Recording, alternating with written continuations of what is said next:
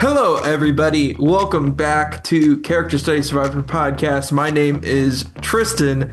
That's Tyler. It is for context. We just did a take where I totally messed up our own names, and we've known each other for what, almost 6 years at this point. Yeah,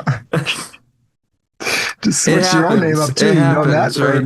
for your whole life. That's true. That's true. Almost 24 years. As you say, coming up. Um, but we're happy to have you here on this Friday. And we're talking about Chrissy Hofbeck, somebody who I think is a really interesting survivor journey. It has not been all sunshine and rainbows for Chrissy. And if you're looking for the Sunshine and Rainbows podcast, I'd recommend maybe check out another one of our podcasts because this one's going to be a little bit more. I don't know if dark is the right word, but it's not as happy and not as fun. I mean, HHA, she places really well and has a great game, but um, there's a lot of stuff that happens that's kind of out of her control. It doesn't go the way that she would want it, and her run on season 50 didn't go to plan. But yeah, Tyler, how are you?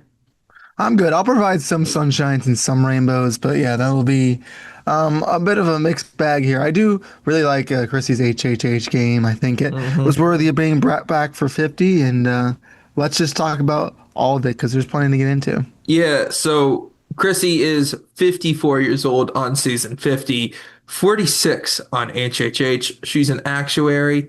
She actually went back to work from being a stay-at-home mom to raise her kids. She finished 13th on season 50, but second on HHH, and we'll talk about that. Let's get into HHH though. Um, she was on the Heroes tribe. This was Heroes, Healers, and Hustlers. That's the HHH. One of the more out there survivor themes, I'd say.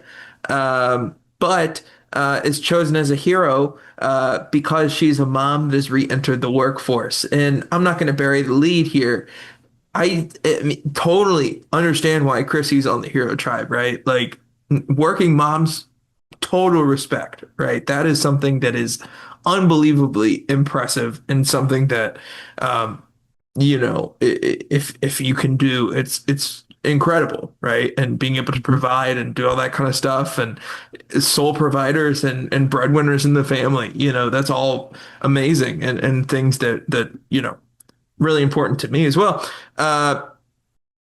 But I think to a lot of people, right, this is a tribe of firemen and EMTs and former soldiers and armed forces members. And it might be a little bit of an uphill battle for Chrissy saying, like, hey, I belong on this tribe because it's not as outwardly, like, the perception is not that that's more heroic than some of the things that some of the other her tribe members have done.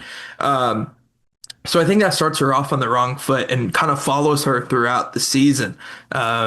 That generalization. Yeah, I'll agree with you there. I think it is one of the most heroic things you can do just in like you can find. Like you don't even think about a mom as being a hero, but that's kind of the case. And as the game goes on, I'll say it now because we're gonna come back to it multiple times throughout the podcast. But behind me, I wrote hero mom, but I wrote it in double quotes because I think that's what a lot of people were saying about herself, including her. But she says she is so much more than that, that she is also a healer and she's also a hustler because of what she's done and because she took time off of work to be a mom, then to go back to work. I mean, that is difficult work. She applied to get on the show for years upon years. She's so much more than just what's behind me. But this is kind of where she fell into because of the archetype that she is. It's just unfortunate a lot of the times that those mom archetypes will fall into you have to be this specific character, into which Chrissy just is not a lot of the No. times. In some ways, she is, but I think she's not in all the best ways. That she is understanding that she's going to be called the mom, but she doesn't want to fall into that. She wants to be a game player. She's studied this game. She's worked hard, and she wants to be treated just as she should because she is right in line with everyone else who is not a parent or not a mom. Yeah. Well, you ready to get into Chrissy's game on HHH and we can talk about some of the other things as they come up? All Yeah. right. Well, Usually if you say a player spills their guts on Survivor, it means that they've shared a secret. See Emily Flippin season Mhm. 50. But Chrissy quite literally spills her guts at the first immunity challenge. But it turns around when at camp she receives a super hidden immunity idol anonymously given to her by Ryan. And this forms a relationship with Ryan that goes the rest of the season. It becomes one of the most important ones, something that leads to other relationships as well throughout the game. But yeah, Chrissy throws up in the first challenge. Like, just think about all the anticipation. And I'm sure there's people out there watching this podcast that have been applying for the show, that maybe have been applying for 10 plus years, like Chrissy was. To finally make it and get on the show after that long, that has to be, in a lot of ways, super exciting, but even more terrifying in a lot of ways. Yeah. Just getting that out of the way, getting those nerves out of the way to find who you are, to find that confident version of yourself that you know you are, but you just need to get back to is impressive. And it comes when she finally, not finally, but she does receive some help from Ryan. Yeah. Well, she approaches Rourke on day 14 after losing Yeah. tribal immunity. This is after Chrissy doesn't play her super hidden immunity idol on the one time it could be She used. had to play it when the one tribal. Yep. She ends up pocketing it, which becomes important later in the game. Yep. Um, Rourke believes that she was untrustworthy for only talking strategy on her in the day that Chrissy might have been on the chop block. Which is, I think, if you're looking at a flaw in Chrissy's game, it is her social game. But that's something we can discuss further.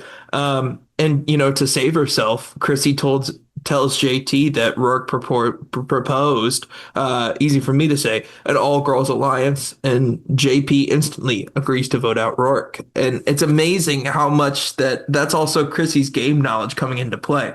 She knows the fastest way to turn a man against somebody on Survivor is to say there's an all-women's alliance, because for some reason, I mean, it's immediate. men are just terrified of an all-women's alliance. And if that doesn't say that women might be naturally better Survivor player than men, Yeah. I don't know what else does. Yeah. Yeah, I don't disagree with that take, honestly. Yeah, no, it is. It's kind of comical how quickly he just goes, "Oh, yep, okay, I mean, that's what's going." it's like a light switch. It is. It truly is. But I think this is a point in the game where Chrissy's social game is pretty strong. And she says it herself. She feels confident that she was building a good social game. Ultimately, it comes back to get her in the end. Even though I don't think it's as bad as people like to say it is. Just in hindsight of the season, but she was building connections with everyone. Yeah. She ends up burning some bridges. We'll get to it, especially with Ben and with some others on the way there.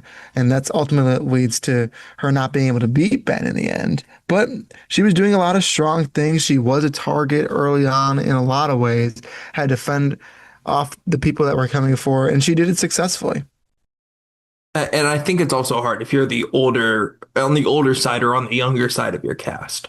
Yeah. Uh, it's just hard to fit in sometimes, depending on, I'd say probably on the older side. Now, if you're Yeah. exceptionally young on an older cast, think Rizzo on season 50. It Yeah. might be a little hard or Jenna on Borneo, for that same kind of example. Um, she was targeted at the merge for her intelligence and her game knowledge, Mhm. saved by her allies. Then Chrissy and Ryan find the clue for the idol, and Cole sees the clue, wrestles her looking for the idol, but Ryan had already gotten it. And just a crazy scene that Cole Yeah. just makes a beeline for it and just nearly tackles Chrissy in a true moment of like, this is actually a real show. I You wouldn't even say see, nearly, like they were wrestling. well, They were full on wrestling. you also see the camera op just sprint down that dune to get Yeah. there. I mean, that's Good work. impressive. We need Yeah, to do an episode on that guy or yeah, girl. yeah. That was well done. Yeah. But yeah, Ian, like these moments just happen. I think this is it's not really super important to her game, other than the fact that Ryan already has it. But boy, it is a moment in the season for sure. Yeah, it goes to show that she is gonna get scrappy and gonna do what she needs to do. And that she knows the game well. Like in order to get there, there's a whole setup where they each get to go eat some food at the same time, or solo. They all have essentially the setup of the reward is there's food, but each person goes one at a time, and you can eat however much or little you want, but you have to know like there's people that are going to be eating before and after you. And she finds the clue Yeah. underneath. And Yeah. immediately she knows like this is usually where things would be hidden, and she's able to find it, and she wants Ryan to find it too. Like there's levels to the game where she just doesn't turn her game brain off. A lot of ways it helps her, and in some ways it does hurt her. Yeah. Well, we get to the point where she wanted to vote Joe off over Cole, causing a rift with Ben, and then eventually sides with the majority, boots Cole. We get to where JP is blindsided, which is really like a turning point in her game, and specifically Yeah. her relationship with Ben. She believes that Ben and Ryan are at the bottom at this point with her, but at this point didn't know that Ben was a double agent. Um, Yeah. and she says here something that I think is really interesting. She says she struggles to not be in control. And I think that is a common theme in Yeah. Chrissy's Survivor game. Yep. That when she's not in control, when she's not calling the shots, it doesn't usually go as well for Chrissy. hmm Yeah, it's part of life putting it in the game. Obviously, as a mother, you're gonna have control of being a successful business person. You're gonna have control as well. And you naturally want to bring that into Survivor, and you should bring it into Survivor as much as you can. Some of the best players had control throughout the game. We just talked about Dee earlier on this week, and she was really a good example of that. And I think Chrissy was on that path as well, just eventually veered off due to some social strands, some burned bridges, and all those things in that area. Well, and Ben reveals that he's a double agent at Tribal, and this causes a huge argument back at camp Oh yeah, between Ben and Chrissy. And boy, their beef is hot at this Tribal. Or after this Tribal, Ben apologizes and tells her about Lauren's idol and extra vote, which really smooths things over. So I know this is not about Ben, but good play there to Ben, and good on Chrissy for recognizing that this social capital is worth saving this relationship with Ben. yeah, Mike and Ryan tell her to vote Ben at Tribal, which she does, so Ben can idle out Lauren with only his vote. So hmm good execution here by Ben and Chrissy. yeah. She's still willing to see what is correct. Sometimes, like the emotions in the moment would get her in arguments, would get her saying things maybe she'd regret later. Like another conversation she had with Ben is like, "Why would I just tell you what Devin? I think it was Devin, either Devin or Ryan. I think it Yeah, was Devin though. She's like, why would I tell you what Devin and I were just talking about yeah, after what you just did to me? Like, it's probably not the best thing to say to someone in the moment, but it's what you're thinking. It's a natural response. You can't really blame her for saying it. But who knows? She might regret it. She might not. yeah. Well, she forms a final three deal with the two people you just mentioned, Ryan and Yep. Devin on reward. And then Ben, after a million Ben bombs, and he's starting to find idol after idol after idol, play them, keeping him safe, even though he's the main target. She plans to trick Ben into thinking that she found a new idol so that he would not have to search for one for himself. Mhm. But she uses her idol that she got way back on day three in the from Ryan, the super idol that had already expired. But she ended up taking it and keeping it and used it as a fake. Now this plan on Ben didn't work because he had actually already found the idol. Yeah. Before the votes were read, Chrissy offered the idol to her alliance. Mike was prepared to play it to continue the charade, but Ben then played the idol for himself.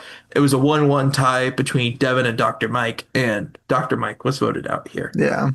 A crazy vote and a really smart move. To Chrissy's credit here, she sets it up very early on, saying, even if I don't use this super idol right away, I can still use it. It's dead, but it's alive. This is actually really similar to a vote or to a move that Mike Holloway does in Worlds Apart, when he tells everybody that Joe already found it and he didn't. Uh, Obviously Mike found the idol, so it's a little different, but still, if this works out for Chrissy, this is a similar move, right? Where she kind of paints the target on Ben and says, "Hey, you don't need to find this, but you are our target, and I It's a have the move that idol." probably does work if he hadn't already been ahead Yeah, of the curve there and found it. Now, I do think Chrissy in that moment comes off as like, look what I have, like shoving it in for his face a sure. bit too Yeah, no much. doubt. But I feel like it's like, oh, just wear it. You can hold, like, have the parchment wherever and he'll see it. Like, you kind of want to be subtle with it. Unfortunately, it doesn't matter anyway because Yeah. Ben has already succeeded in finding the idol before they can even fake it. But the thought is there, the process is Mhm. there. She goes through the plan and does hold it up there. But it's, yeah, just the timing was just a little bit off because Ben was seeking idols like it was no tomorrow. But I also don't think you want to go full Venus and just totally be like, I have something Yeah. or I know something, how Venus does this to Charlie in season 46. Like, I don't, I think it's kind of a balance in between there, right? Um, Hmm. but anyway, she goes on an immunity streak. She ties the record for female immunity wins with four, which is just insanely impressive in general, but also for her being 46 years old. Yeah, and she I didn't really mean, have a athletic background. yeah. She wasn't allowed to play sports, but she knew what she could do, and she ended up doing it. And yeah, she should be proud. At the time, I think she was the fourth woman to win four immunity Hmm. challenges, a record that still holds today with others being tied. Yeah. Uh, yeah, Yeah, we've it's added a awesome. couple more to that over the last Hmm. couple of years. Yeah, Savannah and Rachel, most notably, yeah, in that category as well. Um, so then we get to really the most controversial part of this season, which is the final four. So she wins the final immunity challenge, and Jeff says, "Hey, you get a twist to open." She opens a twist which changes the game forever up to this point in terms of the first forced Final Four fire making. Now, this isn't something they were told before the game. This is something that was in the moment, and this was pretty devastating to Chrissy. I mean, you can see it like in her face when she first opens it because she knows she has to get Ben out somehow. She knows yeah. that Ben is the obvious target. If Final Four fire making doesn't happen here, Ben doesn't win the game. Plain and simple. Mhm. It's a good moment though. Like Oh, undeniably, it's it good is like a TV. very TV Yeah. memorable moment. Like she finds she doesn't find it. She's given the advantage. She doesn't know what the advantage is. She finds out it's an advantage in the form of information. She's reading and excited, and she just pauses halfway through and huge Yeah, gasp. they have to She, splice it with the yeah. confessional. And then yeah, then you go to her confessional where she's probably had some time to cool down, understand it fully, and reads it again. But you can only imagine what she's thinking in that moment. Man, I did what I needed to do to get Ben out of this game, and now we have to do this one more time. It is an unfortunate situation for Chrissy because she did everything right in order to get to this point. Now there's some things maybe that she could have done a bit better, but she does get to the point. And she has the opportunity to take Ben out, and this ultimately does reverse it. Yeah, well, and Chrissy feels that Devin stood a better chance to beat Ben than Ryan, which, Mhm. I'm sorry, Ryan, duh. Yeah. Uh, it's this is almost like Jonathan going up against Rizzo, Yeah. like If we didn't know what happened beforehand. Jonathan could have had a hand tied behind his back, and But he yeah. probably still beats Rizzo in fire. Yeah. But Ben beats Devin in fire. And then we go to Final Tribal. Chrissy's praised for her challenge prowess. But Hmm. Joe criticized their relationship and told her that she ignored the social aspect, and that is a widely believed thing in Chrissy's game. And she loses 5-2-0 to Ben. Yeah. With Joe specifically, I think that was one where I think she says in the season, like, I'm glad I didn't have to play with Joe in the earlier parts of the season Yeah. because Joe was particularly a fireball in the season. He's a character that I love and I think brings life to the early part of the season, which is not as action-packed. I think he's actually a pivotal role in making that season more rewatchable just because of the chaos that he brings. But yeah, it would not be a thrilling and fun experience to be playing with him because there's just so much to play around. So yeah, that's a relationship example where she had something in the beginning and then ultimately things went awry. Um, and that was a relationship she lost. Obviously, they had seen Chrissy getting into some heated conversation Hmm. with Ben and with others, and she kind of goes after Ryan in this final tribal council as well. And Uh, after the game. and after the game, obviously those And two into couldn't season vote for him. 50. Yeah, those two couldn't really vote for her because they can't at all because they're going against her. But Hmm. those are things the jury is seeing, and even if it's not a specific relationship with them that is severed, you can see social gameplay with others, and that could still impact where your vote goes. For sure. And I think there is almost a Mike Holloway aspect to this in the fact that I think they viewed her as she just can't beasted her way to the end. Like, Yeah. like they don't really view it as she really maneuvered her way to the end as much, Yes. you But know, she does say with she says some really strong stuff in the final tribal, no going doubt. back to the point I mentioned earlier about how they were calling her the hero mom. She says, It's a yes. good sell. Yeah, she says, I am the hero mom, but I'm also a hustler and I'm also a hero. Or, yeah, you know what I mean? A healer. A healer. Because, like, that's just what you have to do. So that's a great sell.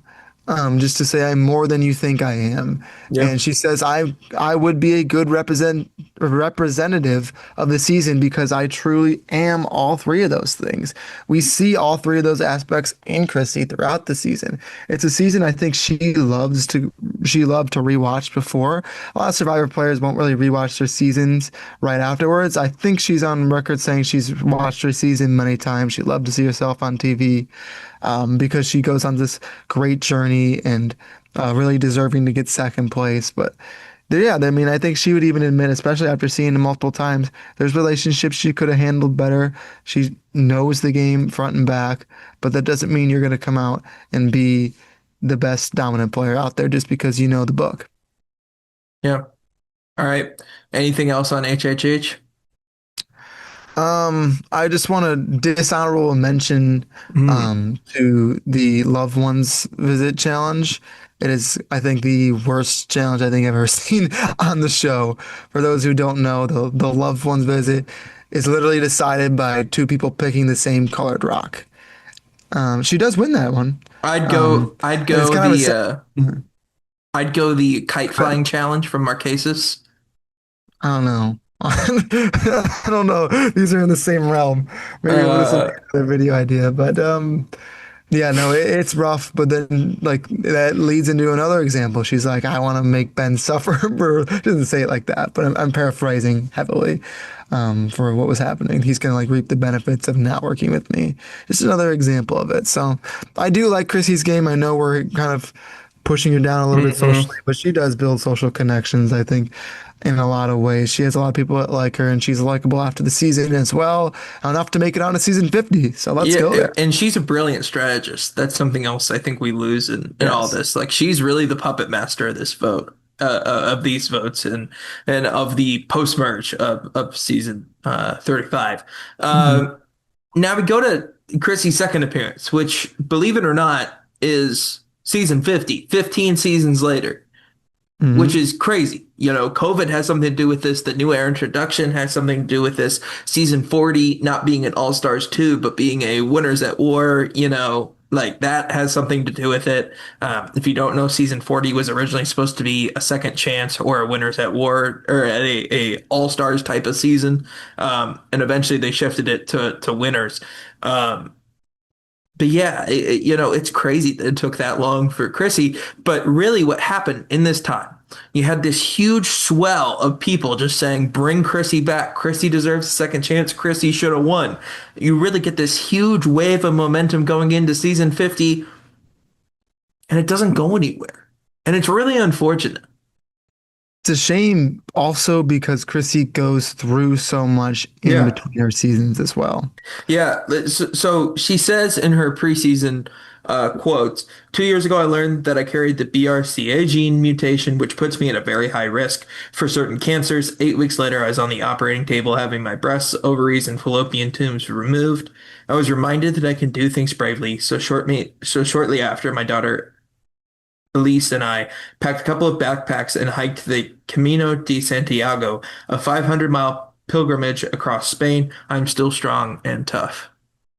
That's a Yep. lot. to unpack. And she talks about this in season 50, but I mean, what an inspiration.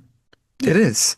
And it's sad that we don't get to see that on the show. It's not like she goes out third. Like No. she's a post-merge player and maybe not vastly important in terms of some votes, but it's probably the best story in terms of what has happened in between seasons of Survivor on season 50. There's others in the show that might be I was bigger, gonna say I think but Ethan's on my yeah, Ethan for sure. But like of players that came back for 50, I think she yeah, has the no best doubt. story that we should really dive into and care about her as a Hmm. person. And we only get one segment of it early on in the show, and then we just don't see much from Chrissy the rest of the way. Yeah. It's crazy, like so much of the new era of Survivor in terms of editing is a lot on players' backstories. And the one time there's a super interesting backstory on a player, they're just like, nah, we'll pass. Yeah. It's just weird. Yeah, it's an odd decision that I don't love, but there's an extent you could understand it editing wise. You could be like, oh, they know she's gonna be someone who goes out in the double duos twist. We don't want to make people super mad. We're already gonna be losing coach. Like, there's parts of that that can really that go into it and impact all of that, which is just unfortunate and not ultimately what you want to see in it from a character perspective. But sometimes narrative does have to take advantage over Yeah. characters. Uh, well, you ready to get into Chrissy's game on season 50? Yeah. Well, when she gets onto this Kahlo Beach, she's seen as controlling and bossy by essentially everyone on her tribe. Hmm. And I think a lot of it is just excitement. This is like Rizzo's super fan coming out. This is her way of that. She's just super excited and calling the shots and doing all these things, and she just gets ahead of herself. Like it's Yeah. like she's trying almost too hard to be social. Yeah, I think it played to her advantage that she did have those nerves the first time she came around because she Hmm. couldn't come out as hot. Where this time, rightfully so, she's gone through so much. She did so well on the season previous that she played that she's coming in hot and that she's taking that energy that we talked about with Dee in our last episode and trying to apply that herself. But unfortunately, again, people look at her as just the hero mom, even though she's so much more. And when you have that archetype, we'll call it Yeah. doing those things, making those moves, trying to move that quickly, people don't look at that as as um as good as they should. That she's playing hard and she's playing well, but because of who she is, people don't look at it that way. Well, I think people look at her like a Dawn Meehan when really she's more Yeah. Denise, if anything, if we're Hmm. talking about historical precedent here. Yeah. So it's not all bad for Chrissy originally, though. She forms a relationship with Coach and Jonathan on that Yep. original tribe, but she is the early target. And honestly, the editing does her dirty a couple of times in Yes. here with some cuts that I'm just like, oh, that is. Yeah, you get like her brushing her Yeah, teeth. it's Like, just, it's is like that all they had? Really? yeah. Like, is there any Like more? there's more to it that we obviously Yeah. just don't get to see. So. Yeah. Well, so at the swap, gets an alliance with Coach and Colby. You can start to see this Zoom alliance forming. Um, and Coach tells her to chill, which is a huge moment in this season, specifically for Chrissy. Coach essentially does what Tyson does to him in Heroes versus Villains, which is a Hmm. little bit of advice. Now, the difference is um, Coach's is unsolicited advice. Coach Yeah. asked Tyson. Chrissy did not ask Coach, and it just seems a little bit more brutal when it's coming from Coach in a way that's just unprompted for the most part. I do think there was a good intention from Coach behind it, both in the game sense and as a person. Um, and hearing Exit Press, they had a lot of fun together on the island, but um, that's it's just it's a big moment. And Christy has an emotional confessional after this, and you can really see all this playing in her mind and her thinking about all the time. And there's a lot of hurt from her first season that gets brought into this as well. Kind of being a persona non grata for certain people on that tribe too. Um, she has the girls talk with Genevieve and Aubrey, and I think a lot of us for a second were like, "Wait, are Genevieve and Aubrey gonna be alliance members? Are they gonna be friends?" No, but they're there for Chrissy, which is nice. Um, And she questions why she ever came back because her life is great, which is a really heartbreaking thing to hear. Um, like this is an opportunity she's wanted her entire life, and she came so Mhm. close. And and you can have an amazing life, right? But that doesn't mean that chasing your dream is gone, and you shouldn't Yeah. go for it. It's like this is something that she says she later appreciated the conversation with Coach, but it's a low moment and something that's really interesting to dive into. I think it's probably her best moment on the season in terms of character. I got one more, but I think it's top two. Well, yeah, I know which one you're getting into, but in terms Hmm. of what's actually happening on the season, like in live moments, just diving into her emotions at that very time, I think it's authentically real. It goes to show her experience, and yeah, in a lot of ways, it does stink that you come back and don't have the same experience you did the first time because you're expecting to. That's why some players are hesitant to come back. Like they know that they have this whatever encapsulated in a bottle here, their experience. They don't want to let it out, Going back on can let whatever you had in your bottle out. Sometimes you can fill with even more great things, but a lot of times it's just gonna spill everywhere. You ready to talk about the blood moon? Yeah. All right. Well, we get into this point where on this tribe there's Stephanie, Jonathan, Chrissy, Camilla, and Tiffany. And the thing about this is Stephanie has already won immunity. Hmm. So this really leaves Jonathan as the swing vote between Chrissy and Stephanie and Camilla and Tiffany. Chrissy says to Camilla, quote, I just want to leave with all of us being friends and know that none of this is personal and that's all a game, Yeah. end quote. This is something I also think that Survivor Socials could take from a little bit. Because, I mean, Yeah. Chrissy is taken rather harshly in the season, Yeah. so much so that she deletes her social media, which again is sad for a community she loves and was a part of for so long. Hmm. Um, she talks about how season 50 has been redemption and has healed some of her own wounds. She tells Tiffany and Camilla that she understands why they're voting for her. And then you think, is she giving up? Like, is she throwing in the towel? Why was she cast if she's just gonna, throw in the towel? And then the switch. Yep. She says, quote, I just want to go out joyfully. But I don't think that's gonna happen. I think this is my favorite confessional of the season.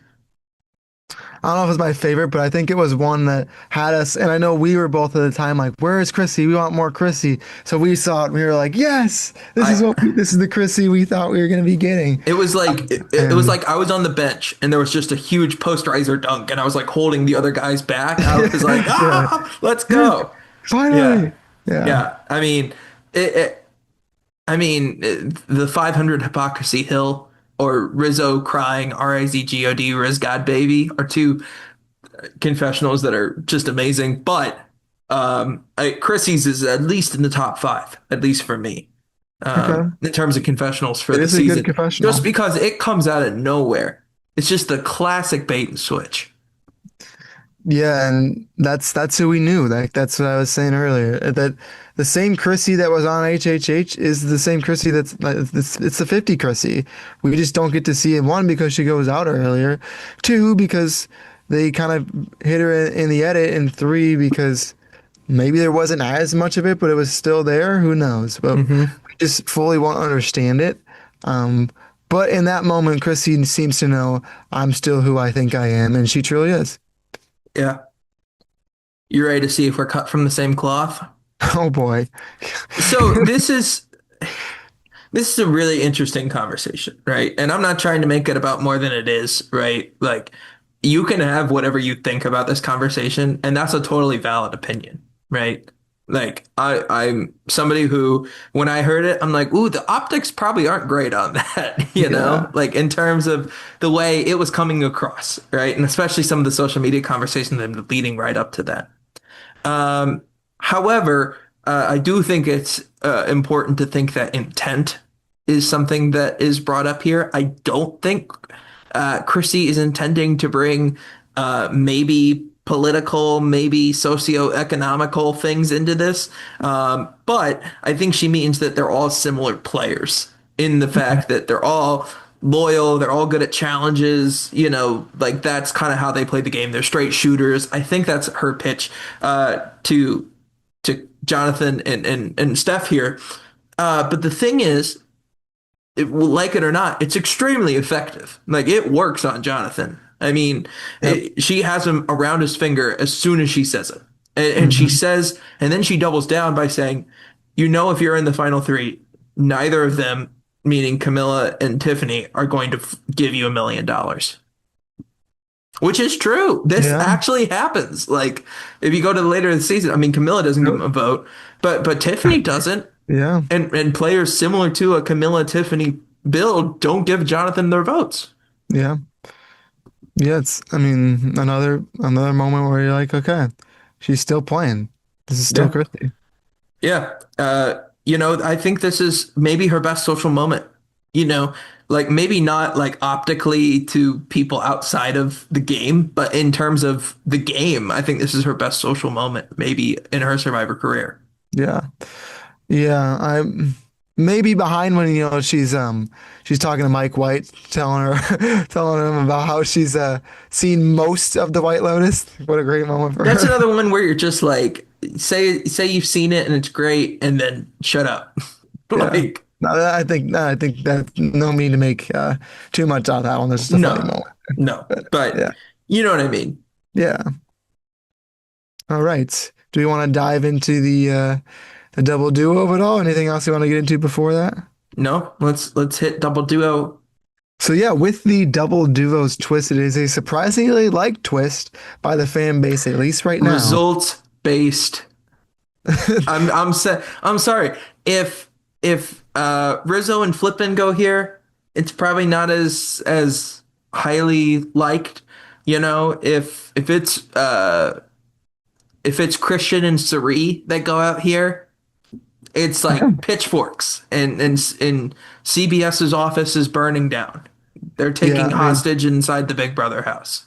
yeah, I like the idea of it for sure, but yeah, there's definitely those risks that come along with that, with as long as other twists that happen later in the season for sure. But with all that being said, I like this twist. Yeah. I do Okay. think it is a really fascinating play of social play. Okay. Like it's not just how your game affects you, it's how your game affects other people too.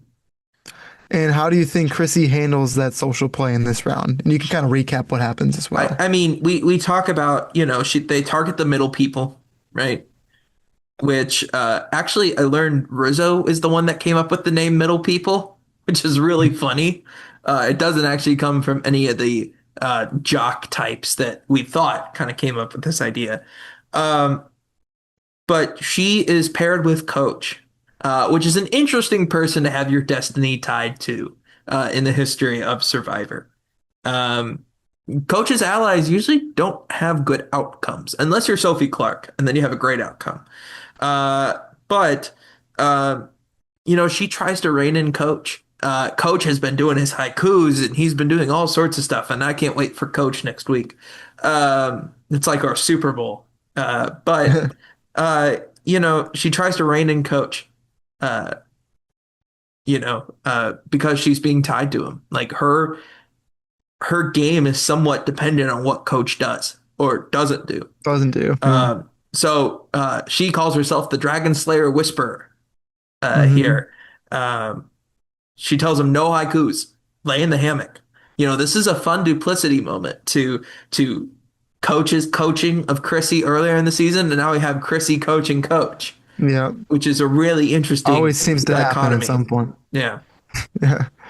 The coach gets coached. But yeah, I mean he listens to her. yeah. That shows the relationship they had, that he's willing to listen to her and put aside all the coaches used to doing on the show to try and last another round just to help himself out, but also to help Chrissy out. And if you think that Coach in his last episode of Survivor, possibly ever, if he knew he was in trouble, which he did, and he's not going around being crazy, I think that shows the amount of respect he had for Chrissy.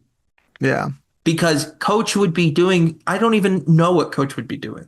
he would make Rick Devins's idol finding dance look like a carnival if Coach had like his big moment like right before, it would be the craziest blow up you would ever see.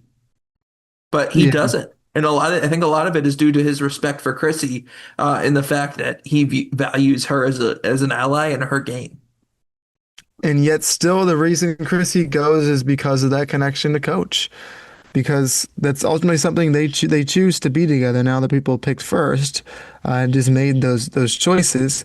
But having that connection with Coach makes it easy for them to connect with each other in this double duos twist, which then makes Chrissy the easy target because Coach made himself a big target in the round previous when trying to get D out.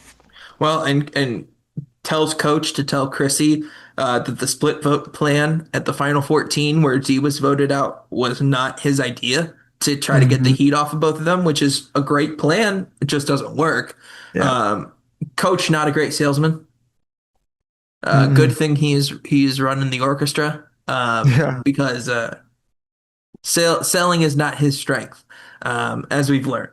Um, but not a bad idea. And it also doesn't help when you have Joe going to Tiffany being like, "Hey, that was me, but yes, Coach was the one that was running it," and Ozzy doing kind of the same thing. Like there's a Yeah. lot of momentum going against Coach here, and Chrissy's trying the best she can to push the other way. It just doesn't work. But commendable effort here from Chrissy. Yeah, it's ultimately not enough. And there's a weird moment at Tribal when they do eventually get voted out where Jeff just goes to Chrissy right away and says, "Chrissy, you're first." Like it's almost like a let's get this over with type of thing so that we can get to Coach's vote out, which Ladies kind of goes to, first yeah, well, yeah, I guess. for one time. Yeah, but I don't know. Yeah. It's an odd moment. We caught it in the moment when the episode was Hmm. airing live too. We had mentioned it to each other, and it's just like it fits into where she kind of fell the whole season, where it's like Yeah. she was kind of like the "Well, let's get this over with" character, so we can get to others, which is Yeah, not totally fair to her. agreed. Totally agreed. But yeah, she goes quickly, and then Coach gets his ceremonial exit, which Chrissy deserved as well, but Yeah. doesn't get. Yeah. Well, she throws out Emily and Rizzo trying to get the heat on them, and this doesn't Yeah, work. And Rizzo has a fun uh, confessional against Chrissy there. yeah, yeah. But that is the end of Chrissy's game on season 50, and I'm unfortunately gonna see that that's probably the end of Chrissy on Survivor. Just I don't know how much of her story is really left. She's 54. That's another part of this. Um, and I think we'll always have Chrissy on HHH, and unfortunately, it's just going to be a what could have been. I think. Yeah. Now, if Chrissy came back, I'd love to see it. Right? Like I think the more chances she has to go out and chase her dream, go for it. Right? But I just don't know if that call's going to come. I don't think it will either. And because HHH is not a highly renowned season, Yeah. like it's going to be difficult to remember her game on that, even though she is the standout character of that season, in Hmm. my opinion. I just don't think that's ultimately going to be her Survivor legacy when look back upon it, because season 50 was this big season that got more eyeballs. And again, I keep saying this word, but I just don't think that it's fair to Chrissy for that to be the Yeah. case. She should be remembered as the hero, the healer, and the hustler that worked really hard in that season and did the same thing on 50, but I just don't think that's how people are going to think of her. Yeah. All right. You ready for questions?